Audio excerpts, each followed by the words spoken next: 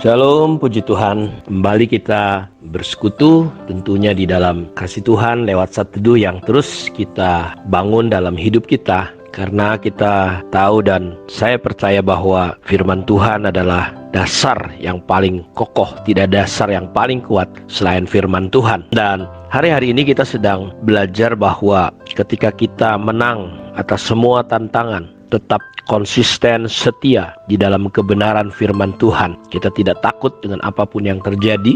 Dan kalau kita bisa melewati itu, janji Tuhan kepada gereja di Smyrna adalah kematian kedua tidak akan berkuasa atas hidup orang-orang yang menang. Karena itu saya dorong kita semua belajar dari gereja Smyrna untuk tetap tidak takut dan kita bisa memenangkan perjalanan iman kita, pertandingan hidup iman kita sampai pada titik terakhir hidup kita. Sehingga janji Tuhan kepada gereja di Smyrna adalah kematian kedua tidak akan berkuasa atas hidup kita, orang-orang yang percaya kepada Dia. Bapak Ibu, kita ingin coba mendalami lebih lagi karena kemarin kita sudah sedikit belajar dan karena keterbatasan waktu, kita ingin coba lebih rinci lagi belajar apa sebenarnya yang dimaksud dengan kematian kedua. Kenapa penting kita jadi pemenang? Supaya kita tidak terlibat dan ikut, kita bisa lepas dari yang namanya kematian kedua. Dalam Wahyu 20 ayat 11 sampai 15, lalu aku melihat suatu takhta putih yang besar dan Dia yang duduk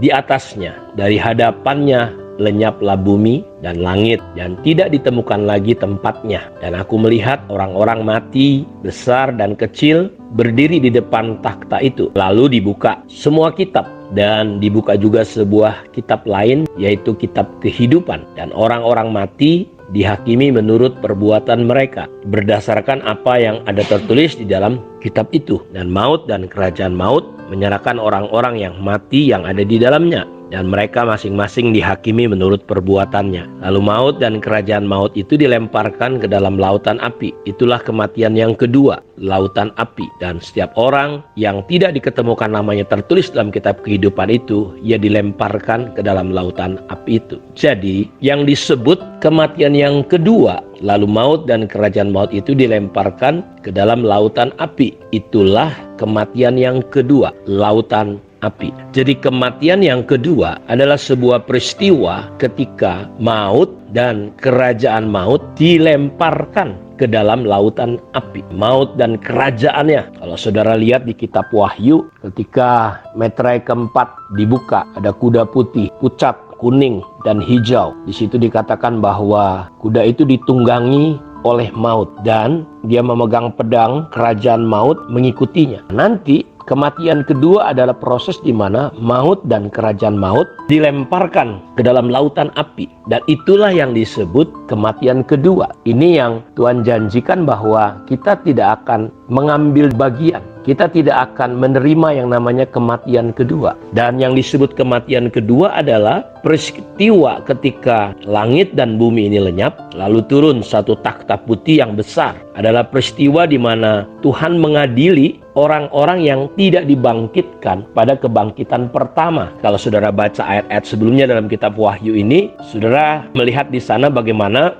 ketika selesai masa 1000 tahun, iblis dilepaskan sekali lagi dan dia menyesatkan kembali. Dan disitulah iblis akan dibuang dan lalu langit bumi akan lenyap. Lalu ada satu takhta putih dan Dia yang duduk di hadapannya, lenyap langit bumi, tidak lagi ditemukan tempatnya. Lalu di situ aku melihat orang-orang mati besar dan kecil berdiri di depan takhta itu. Jadi orang-orang yang sebelumnya tidak dibangkitkan, di kebangkitan pertama mereka tidak ikut, hari ini semua orang yang mati, yang tidak mengambil bagian terlibat di kebangkitan pertama itu, di sini mereka dibangkitkan. Semua orang yang mati, besar dan kecil, akan berdiri di hadapan takhta itu. Lalu Dia yang duduk itu akan membuka sebuah kitab, dan dibuka juga sebuah kitab lain, yaitu kitab kehidupan. Dan orang-orang mati dihakimi menurut perbuatan mereka berdasarkan apa yang tertulis dalam kitab-kitab itu. Maka laut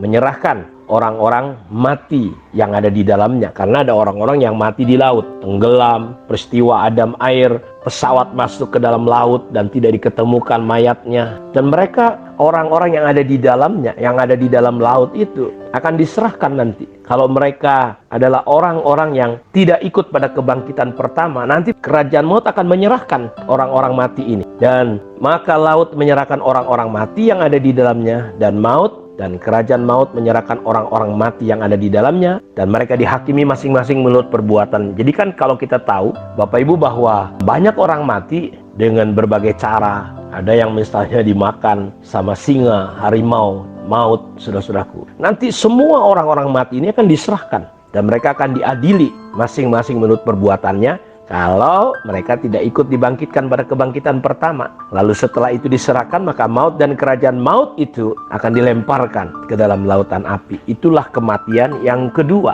Jadi para pemenang tidak akan mengalami yang namanya kematian yang kedua, yaitu sebuah peristiwa di mana mereka setelah dicek namanya tidak ada dalam kitab kehidupan. Dan ketika dicek satu-satu tidak ada namanya, disitulah mereka dilemparkan, ikut masuk ke dalam lautan api itu bersama maut dan kerajaan maut. Mereka terpisah untuk selama-lamanya dengan Allah. Hanya ada ratap dan kertak gigi, tangisan yang mengerikan. Dan orang-orang yang menang, kita tidak mengalami peristiwa itu lagi, Bapak Ibu. Karena itu, supaya saudara dapat gambaran yang lebih jelas lagi, pada hari-hari ke depan kita akan coba mempelajari lebih rinci, lebih detail lagi, sehingga kita punya pandangan, sehingga kita bisa konsisten, setia, kita tetap pelihara takut kepada Tuhan, bukan sekedar beragama. Itulah saudaraku orang-orang yang dilihat oleh orang kaya itu ketika dia menderita. Itu belum kerajaan maut, belum sampai ke titik itu, karena itu disebut alam barzah, itu belum neraka. Dan di situ saja udah penderitaan yang luar biasa, sampai orang kaya itu minta tolong kepada Abraham supaya Lazarus dikirim ke rumahnya.